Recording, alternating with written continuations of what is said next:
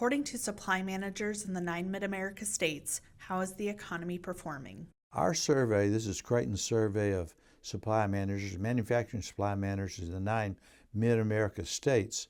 The overall index for August was down below growth neutral, 48.7. Of course, 50 is growth neutral. That's down from July's 50.7.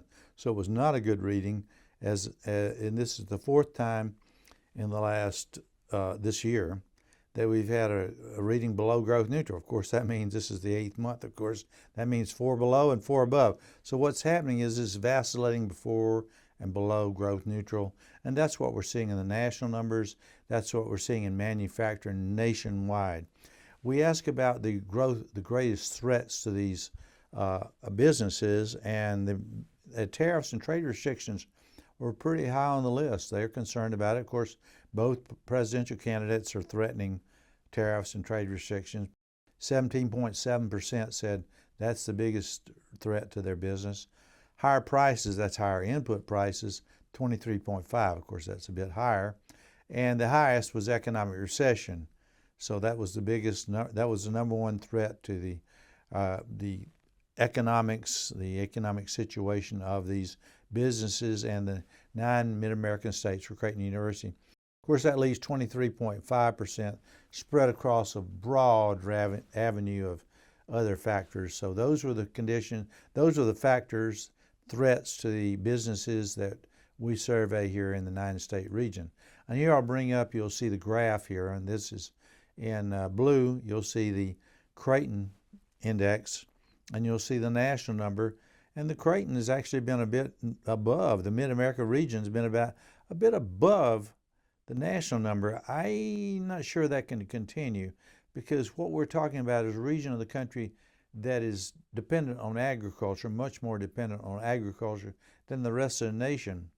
For example, John Deere, look no further, that's a manufacturer of agricultural equipment having layoffs. So that's what we're seeing. That's not good for the region. That's not good for the nation, and certainly not good for the companies. And Iowa in this case, a lot of Iowa.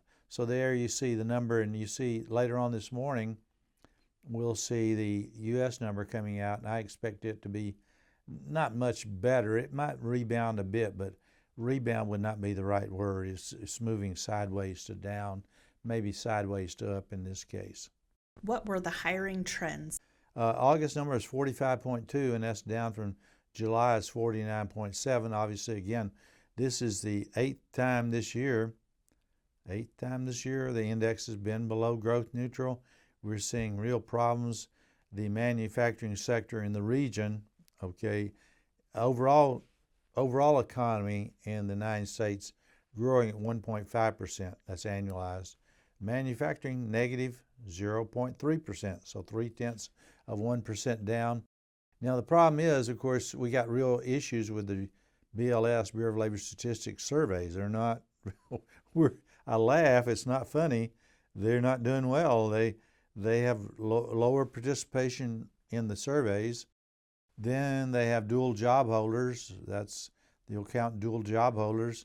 And of course, if you look to the household survey, which does not have dual job holders, that number is not good. That's been negative. So looking at those numbers, if you look at the underperformers over the last year in manufacturing, now speaking of manufacturing, Arkansas is an underperformer, 0.2% down. Iowa, underperformer. Minnesota, negative 1.9%, big turn there, negative. And Missouri, 0.9% down. South Dakota, 1.3% down. Then the positive numbers, the overperformers, not as many of those. Kansas, up 0.3%, not that strong. These are annualized now. Nebraska, 4%. Now that's very strong.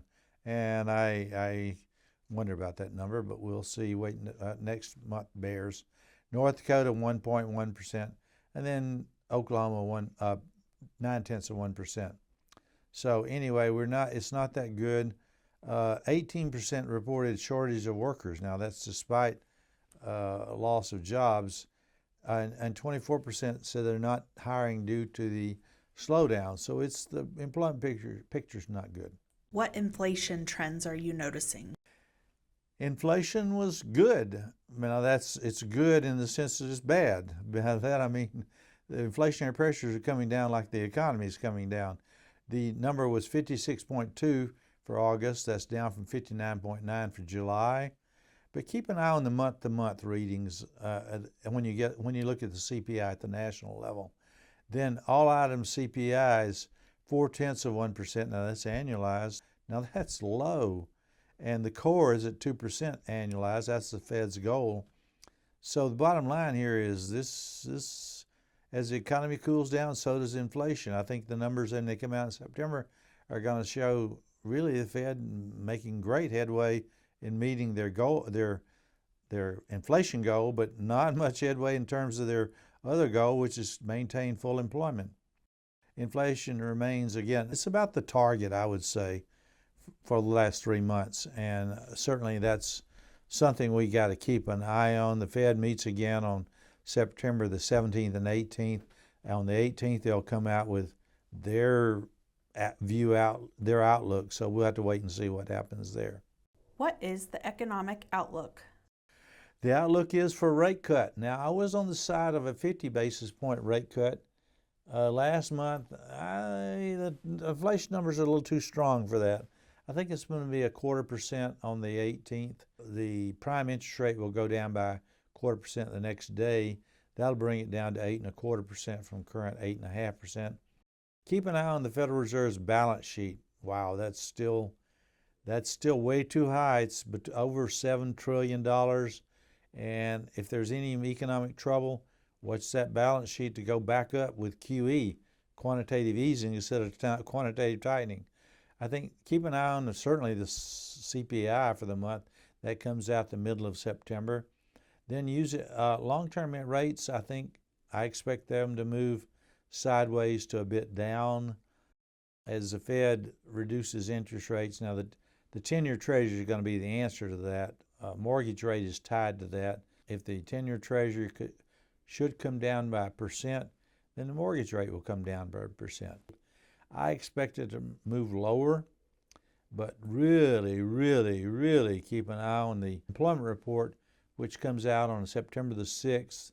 That employment report is very likely to not be very kind to the economy, meaning it's going to tell us that the unemployment rate rose up from 4.3 to something like 4.5%. We'll wait and see. Now, the SOM rule has already been triggered. Now, what's the SOM rule? The SOM rule says when the average unemployment rate over the last 3 months is 0.5% above the low point for the 12 months, you're in a recession. That's an indicator of recession. Now, I don't think that's the case.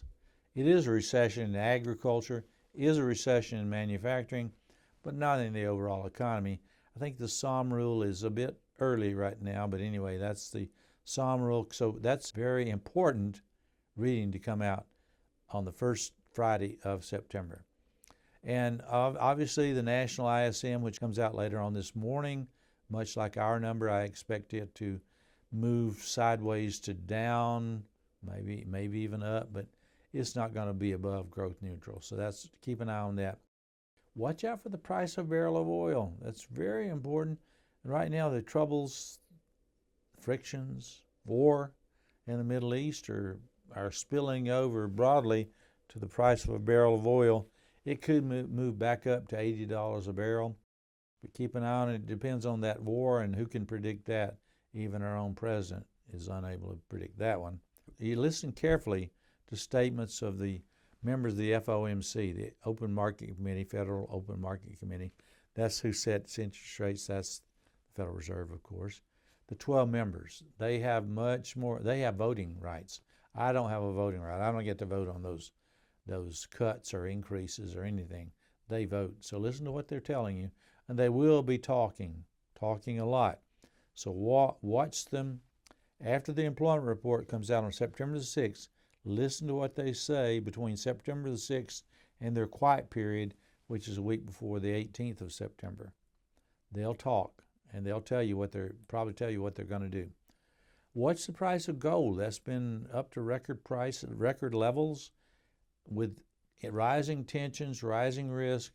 the price of gold will rise as well. Now, it's moving up a little bit now, but it's waiting to see about the risk.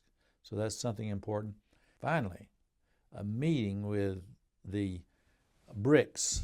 That's the BRICS nations. They meet on October the 22nd through the 24th in Kazan, Russia. Now, this is a meeting between officials of Brazil, Russia, India, China, and South Africa.